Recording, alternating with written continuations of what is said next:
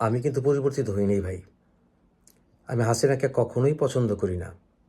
Lady Hitler নামটা আমার দেওয়া 2013 সালে। জয় বাহাদুর তথ্য বাবা 5,500 আমার দেয়া 2014 সালে। আমি শেখ হাসিনার বরাবর কট্টর সমালোচক। 2009 থেকে 2014 পর্যন্ত আমি একা ভিডিও করতাম শেখ হাসিনার বিরুদ্ধে। আমি কখনোই শেখ হাসিনাকে পছন্দ করতাম না। 2015 পর থেকে রাজনীতি থেকে সরে গিয়েছিলাম। রিসেন্টলি আবার রাজনীতির ব্যাপারে কথা বলছি। আমি কখনোই শেখ হাসিনার প্রতি আমার দরদ আমি প্রকাশ করিনি। আমি আপনাদের যারা আওয়ামী লীগ করেন তাদের মানবাধিকারের কথা বলি, এমনকি শেখ হাসিনারও মানবাধিকারের কথা বলি, যে সবার সুষ্ঠু বিচার পাওয়ার অধিকার আছে। আমি আওয়ামী লীগকে ঘৃণা করি না, আওয়ামী লীগের কর্মীদেরকে আমি ঘৃণা করি না। আমি এখনও আপনাদের পাশে আছি, থাকবো, সাধারণ যারা কর্মী। কিন্তু আমি মনে করি আওয়ামী লীগকে খুন করেছে এই হাসিনা এবং তার মাফিয়া চক্র। আমি তার বিরুদ্ধে কথা বলি। আপনারা দেখবেন গত 15 বছরে আমার অনলাইন অ্যাক্টিভিটিসগুলো একেবারে প্রুভেন ট্র্যাক রেকর্ড আছে। আমি দেশে বিদেশে মিডিয়াতে বাংলায় ইংরেজিতে নিউজ প্রোগ্রামে আমি শেখ হাসিনার কট্টর সমালোচনা করে এসেছি কঠোরভাবে। যারা অনেক আগে থেকে সোশ্যাল মিডিয়াতে অ্যাক্টিভিস্ট অথবা যারা অনলাইনে জড়িত তারা জানেন। যাদের বয়স খুব কম, যারা 2013, 14, 15-তে অনলাইনে ছিল না বা অনলাইনে খুব একটা অ্যাক্টিভ ছিল না, তারা আমার রাজনীতির ইতিহাস জানবে না। তাই যখন আমি আওয়ামী লীগের চরম দুরবস্থায় আওয়ামী লীগের পাশে ছিলাম, আমি মনুষ্যত্বের পাশে ছিলাম, এখনও আছি। কিন্তু আমি শেখ হাসিনাকে পছন্দ করি না, কারণ শেখ হাসিনার কারণেই দেশের এই অবস্থা এবং শেখ হাসিনার কারণেই আওয়ামী লীগের এই অবস্থা। আজ হোক কাল হোক আওয়ামী লীগকে উপলব্ধি করতেই হবে যে শেখ হাসিনা রাজনীতি থেকে নিষ্প্রভ হবে এবং শেখ হাসিনা মারাও যাবে।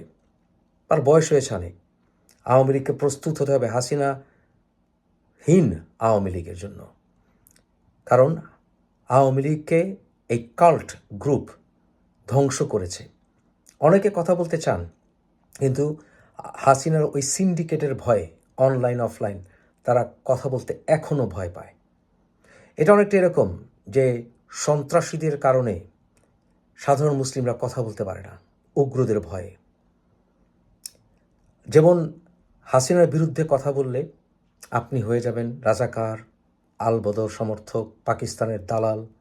ঠিক একইভাবে আপনি যদি আবার ভারতের সমালোচনা না করেন, আপনি যদি ভারতের কোনো একটি ডিফেন্ড করেন কোনো একটা ইস্যু, আপনাকে বানিয়ে দেবে হিন্দুত্ববাদী।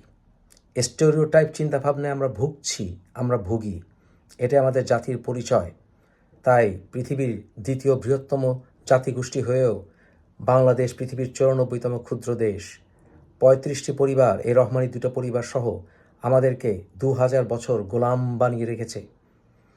দাসত্ব আমাদের ডিএনএতে ঢুকে গেছে ভাই। আওয়ামী লীগের যারা মনে করেন আমি বদলে গেছি, না ভাই, আমি বদলিনি।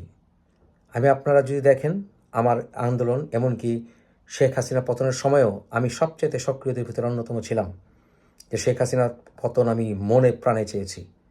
কিন্তু শেখ হাসিনার পতনের সাথে সাথে আওয়ামী লীগের পাশে কেউ ছিল না। যখন তাদেরকে নিধন করা হচ্ছিল আমি ছিলাম। এখনও আপনাদের উপর নিপীড়ন হলে আমি থাকবো আপনাদের পাশে। কিন্তু আমি কখনোই হাসিনা প্রেমিক নই, হাসিনা দানব। আপনারা যারা হাসিনাকে ভালোবাসেন বেশিরভাগই তরুণ হতে পারেন আওয়ামী লীগের, কিন্তু আপনারা হাসিনাবিহীন আওয়ামী লীগকে দেখেননি। আপনারা জানেন না যে আওয়ামী লীগ কারো বাপ দাদার সম্পত্তি নয়, শেখ পরিবারের বাপের সম্পত্তি তো মোটেই না। কিন্তু আওয়ামী লীগকে দখল করেছে এই শেখ পরিবার। এ থেকে আওয়ামী লীগকে মুক্ত করে নতুন আওয়ামী লীগ গড়তে হবে যত দ্রুত পারেন, অন্যথায় একদিন পস্তাবেন, কারণ আওয়ামী লীগ ধ্বংস হয়ে যাওয়ার মুখে। আপনাদের এও মনে রাখতে হবে যে বাংলাদেশের মানুষ এখন হাসিনাকে আর গিলবে না, ভারত হাসিনাকে এগুতে দিবে না। আপনাদেরও বিশ্বাস করতে হবে যে হাসিনা প্রায় মৃত। তাই হাসিনাকে এখন এক্সপেন্ডেবল মনে করে ভারতও। আপনারা আসলে কাল্ট কী জিনিস বোঝেন না। বুঝতে হবে কাল্ট। কোনো দেশের গণতান্ত্রিক দল যদি না থাকে গণতন্ত্র আসে না। আওয়ামী লীগের ভিতরে গণতন্ত্র ছিল না, বিএনপিতেও নেই। সেখানে হাত তুলে শেখ হাসিনাকে বানিয়ে দেওয়া হয় পার্টি চিফ, আর সেখানে শেখ হাসিনার সমালোচনা করা নিষিদ্ধ। পার্টির ভিতরে শেখ হাসিনার সমালোচনা করলে আপনার হয় জীবন থাকবে না, সম্মান থাকবে না, না হলে আপনি মহাবিপদে বলবেন রাজাকারের দোসর হিসাবে। এ ঘটনাই বিএনপিতেও ঘটেছে। বিএনপিতেও এই একইভাবে তারেকের বিরুদ্ধে গেলে, খালেদা জিয়ার বিরুদ্ধে গেলে দলে থাকা যাবে না। কর্নেল অলিকে জিজ্ঞাসা করেন, যদিও কর্নেল অলিকে আমি এখন আর খুব একটা পছন্দ করি না। বদরুদ্দোজা জীবিত থাকলে তাকে জিজ্ঞাসা করতে পারতেন, দেখতেন কি বলে। আর আমাদের বাংলাদেশের দলগুলো ব্যক্তি ইমেজে পরিণত হয়েছে। জিয়াউর রহমান ফাউন্ডার হতে পারে দলের, কিন্তু জিয়াউর রহমানের কেন ছবি ছাড়া বিএনপি করা যাবে না? কেন তারেক আর খালেদা জিয়ার ছবি প্রতিটা পোস্টারে, ব্যানারে রাখা হবে? একই কথা প্রযোজ্য শেখ হাসিনার ক্ষেত্রে, আওয়ামী লীগের ক্ষেত্রে।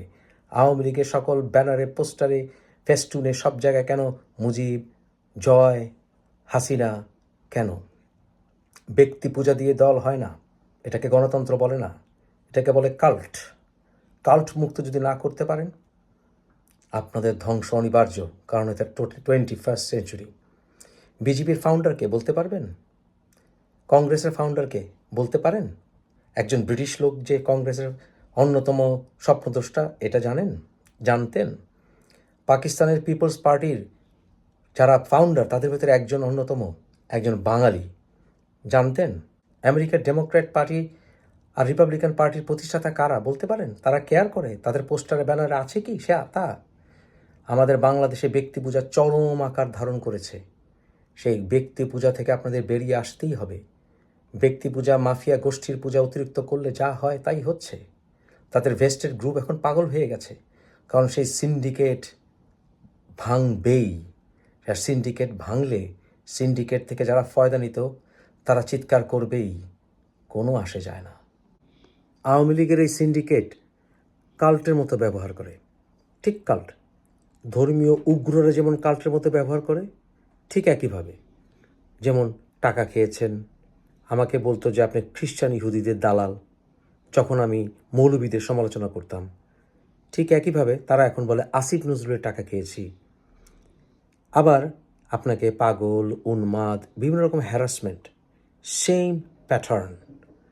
আওয়ামী লীগকে একটি ধর্মতে পরিণত করেছে এই কাল্ট গ্রুপ। তারা পুরোটা খেয়ে ফেলেছে মুজিবের নামে। একদিকে যেমন মুজিব কাল্টে পরিণত করেছে, এরপরে তারা হাসিনা কাল্টে পরিণত করেছে। কোনো দল এরকম কাল্টে পরিণত হলে তাদের ভেতর থেকে মাফিয়া বেরোবেই। তারা আপনাকে অনলাইনে, অফলাইনে, যে কোনো মূল্যে আপনাকে পারলে পৃথিবী থেকে সরিয়ে দিতে চাইবে। আমি আপনার মতামত ঘৃণা করতে পারি, অপছন্দ করতে পারি, কিন্তু আপনার মতামত প্রকাশের অধিকারের জন্য, আপনার রাজনৈতিক অধিকারের জন্য আমি কথা বলবো, জীবন দেব। আমি রাজনৈতিক উদারতায় বিশ্বাস করি, যেটা বাংলাদেশে নেই। আওয়ামী লীগ না করলেও আওয়ামী লীগের ব্যাপারে কেন কথা বলি?